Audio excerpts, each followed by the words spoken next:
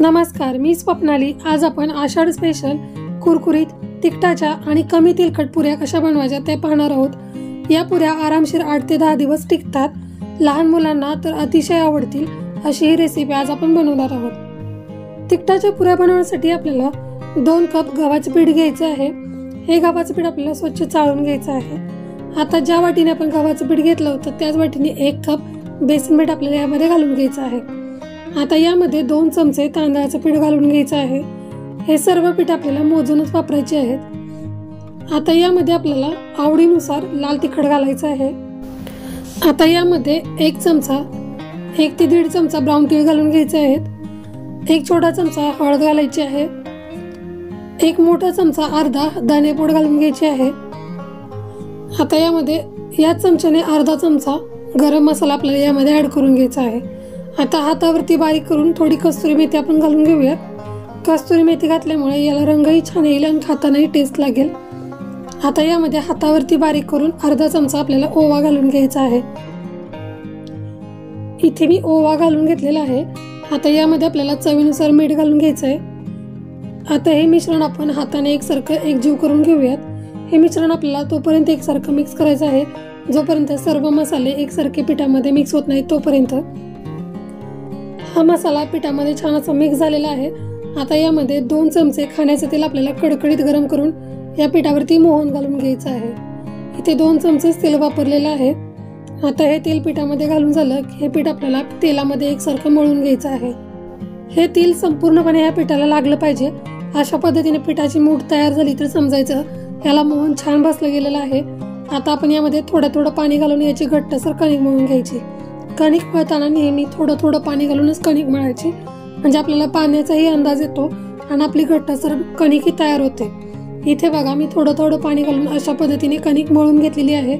आता ही बघा घट्टसर कणिक छान तयार झालेली आहे। या कणकेला आता आपल्याला तेल लावून घ्यायचं आहे आणि पुन्हा एकदा ही कणिक तेलामध्ये छान अशी मळून घ्यायची आहे। कणिक मळल्यानंतर याला जर तेल लावलं आणि छान अशी तेलामध्ये मरदली तर कणिक छान तयार होते आणि लाटताना ही मऊसूत कणिक लागते आपल्याला। तुम्ही बघा आता ही कणिक 5 मिनिट मी अशीच मुरत ठेवली होती। 5 मिनिटानंतर आपण याचे गोळे बनवून घेऊयात। इथे मी 2 कप गव्हाचं पीठ घेतलं होतं आणि 1 कप बेसन पीठ घेतलं होतं। त्या प्रमाणामध्ये आपले इथे 3 गोळे तयार झालेले आहेत। आता यातील 1 गोळा घेऊन याला पीठ लावून आपल्याला हा गोळा ज्याप्रमाणे चपाती लाटतो त्याप्रमाणे अगदीच पातळच आपल्याला लाटून घ्यायचा आहे। इथे बघा मी अशा पद्धतीने इथे चपातीच्या आकारामध्ये लाटून घेतलेला आहे। हे जास्त जाडही नाही जास्त पातळही नाही, अगदीच खुसखुशीत होईल अशा पद्धतीने लाटून घ्यायचं आहे।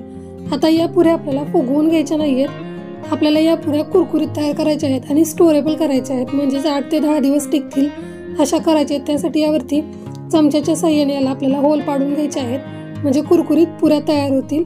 आता एक किनार असलेला ग्लास घेऊया आणि त्याच्या साहाय्याने याच्या अशा पद्धतीने पुऱ्या करून घेऊयात। अगदी झटपट होतात। तुम्ही बघा अशा पद्धतीने मी इथे याच्या छोट्या पुऱ्या तयार करून घेतलेल्या आहेत। आता या तयार झालेल्या पुऱ्या आपल्याला कडकडीत तेलामध्ये तळून घ्यायच्या आहेत। तेल मी सुरुवातीलाच गरम करायला तापवत ठेवलेलं होतं। आता हे तेल गरम झालं की यामध्ये आपल्याला या पुऱ्या तळण्यासाठी सोडून घ्यायच्या आहेत। पुऱ्या सोडताना आपल्याला हळूहळू सोडायच्या आहेत, म्हणजे एकमेकाला चिकटल्या जाणार नाहीत याची काळजी घ्यायची आहे। सुरुवातीला गॅस मोठा करून आपल्याला या पुऱ्या तेलामध्ये सोडायच्या आहेत। नंतर गॅस मंद करून या पुऱ्या कुरकुरीत होईपर्यंत तळून घ्यायच्या आहेत।